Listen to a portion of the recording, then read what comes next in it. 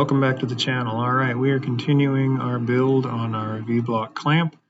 We're making part number 2, this yoke. So what I'm going to do is I'm going to draw half of the outline and I'm going to mirror it, extrude it, and put the hole in the top. So first things first, I'm going to open up a new part in SOLIDWORKS and I'm going to come down and make sure that we're working in metric. And then I'm going to make myself a sketch, slap it on the front plane, use my line tool to draw the outline of the bottom portion. Got the flat part, got the little foot that actually clamps in place. There we go. Something kind of like that. Okay, gonna use my smart dimension tool. And I can see that this backside here is 28 millimeters. This surface in here is 22. On the bottom here, this is 12. And it is 10 millimeters wide. And the whole block is 50 wide, which means this space in here is going to have to be 25. Excellent. All right, now I can make my curved portions. They're going to be the top. For that, just going to use a pair of circles. A larger circle and a slightly smaller one. Throw some dimensions on it. Going to have a diameter of 64 and a diameter of 44.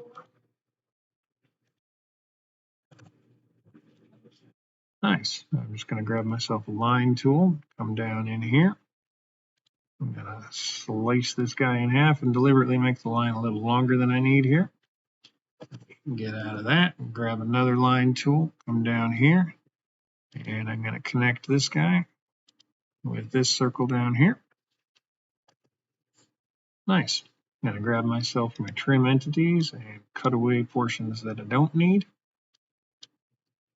And careful, we got some little guys that are trying to hide down in here.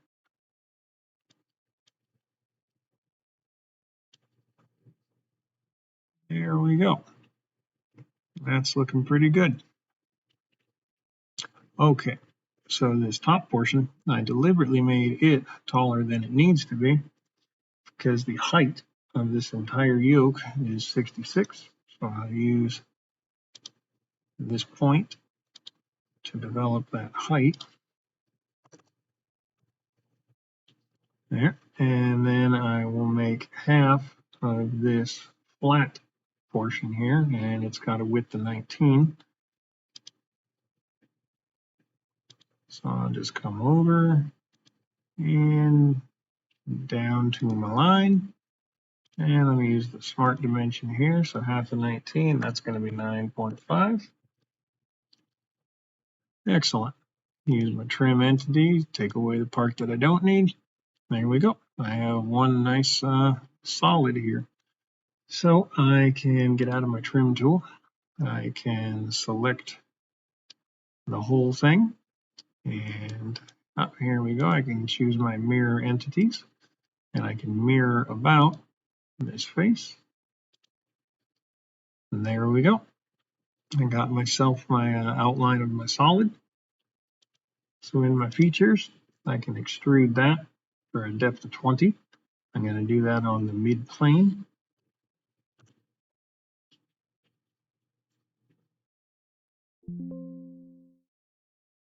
Oh, I have to select which contours I want to extrude here, since I have this dividing line down the center.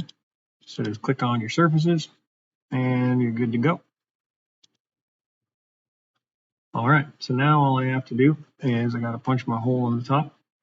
For that, I got my hole wizard. I'm going to choose this second one on the left, just a straight tap. Going to make sure I'm in my metric. Grab my 12 1.25 because that's what we thread our screw as, and make sure the hole's through all. Where am I going to put it? I'm going to put it on my sketch, just up on that surface. Now open up that tapped hole, and my first sketch underneath it, I'm going to edit because that's the one that placed it. I'm going to get the top view, and I can see that it's not lined up with my origin point. So I'll just grab it and I'll drag it over here towards the origin point. You can see I almost got her zeroed out. I'll just correct those and put in actual zeros, and that will center it for me. Green tick mark, exit the sketch. There it is, perfectly centered. And all I have left to do is add some fillets on my corners. And these top ones have got a radius of 5, and bottom one a radius of 3. So I'll grab my fillet tool and I'll tell it I'm doing a radius of 5 for the tops.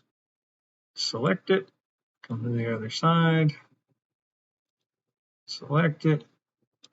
That looks good. Click the fillet tool again. This time we're doing 3 of these on the bottom.